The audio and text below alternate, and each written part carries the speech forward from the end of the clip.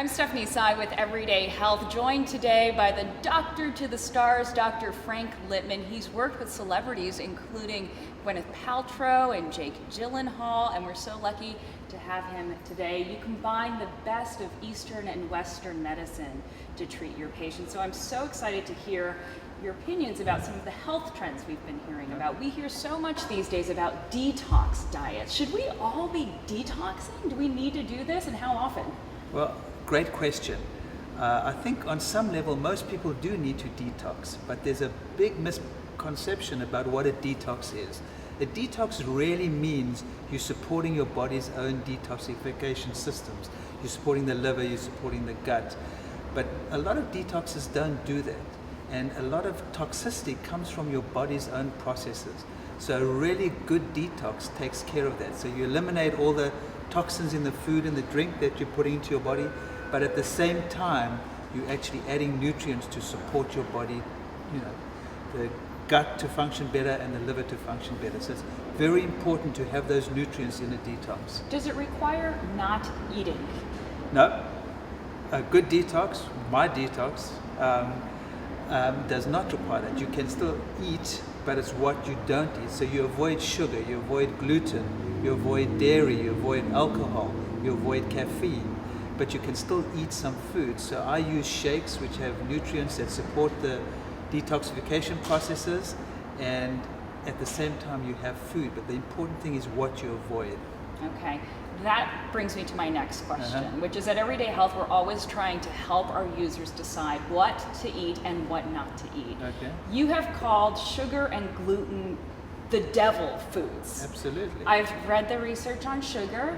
It seems like the jury is still out a little bit on gluten. Why are you so adverse to gluten? The research on sugar is much, much stronger. There isn't that much research yet on gluten, but what we're finding out is the gluten of today, in particular the wheat of today, is a far cry from the wheat of our ancestors. It's very different. So you're eating a modified wheat, and that wheat is causing havoc in our body. So what we know now is 2 slices of whole wheat bread. We think we have whole wheat bread for breakfast that's healthy. Two slices of whole wheat is equivalent of 6 teaspoons of sugar. Wow, So, even if there's no added sugar? Absolutely, just the bread. It's doing the same thing in your body as the sugar. It's also pro-inflammatory. It's creating inflammation. It's also extremely addictive. So That's true. That's where my pasta craving comes from every night at 6 p.m. Gluten is a huge, huge problem. Now, most doctors will tell you if you don't have celiac disease, gluten's not a problem. But what we're seeing more and more of, and what I see in my practice every day, people have a gluten sensitivity. That means they're not necessarily positive for the celiac disease, but they still have a sensitivity. And the only way you're going to tell is if you stop eating gluten. And I will guarantee that at least, I see it all the time, at least 80% of people, when they stop eating gluten, they feel better, they lose weight, their skin clears up, their bloating disappears, they feel completely different. So the only way you're going to find out is stop it. I don't think anyone should be eating gluten. Okay, what is your view on exercise? Do we need it? How much of it do we need? Yeah, of course we all need exercise. How much is once again determined by everyone's different. I think what I see a lot of is people over-exercise. I think as you get older, I mean you don't really know it yet, but as you get to my age, people think they can still do triathlons and run marathons, and I think that the body takes a lot of stress doing that. So I think we need exercise.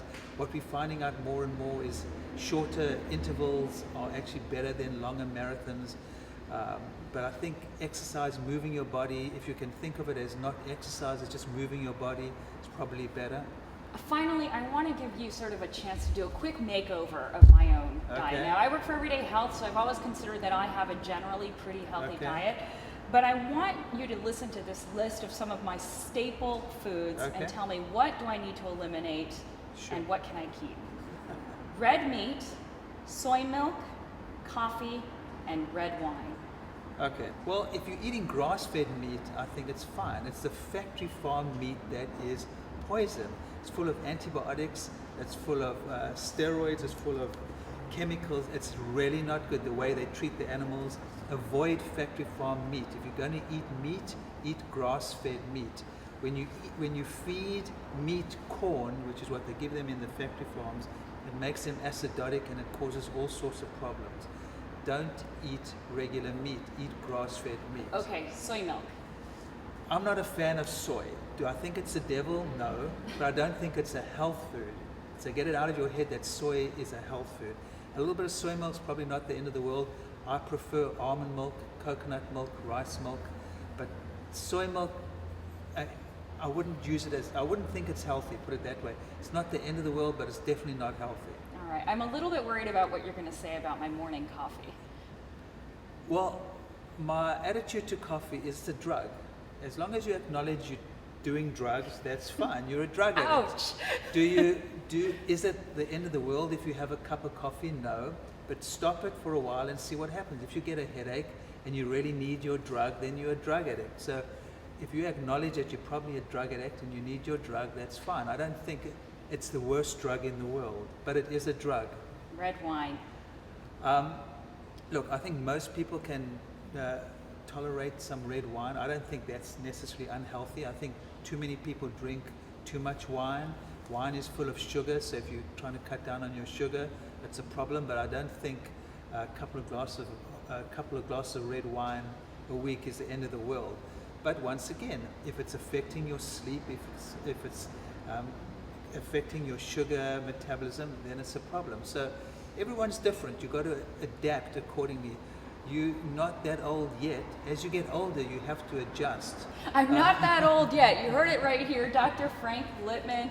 Judging by how good your clients look, I may take some of your advice to heart, except for my one drug, my coffee. But thank you so much. It was really nice to meet you. Lovely to meet you.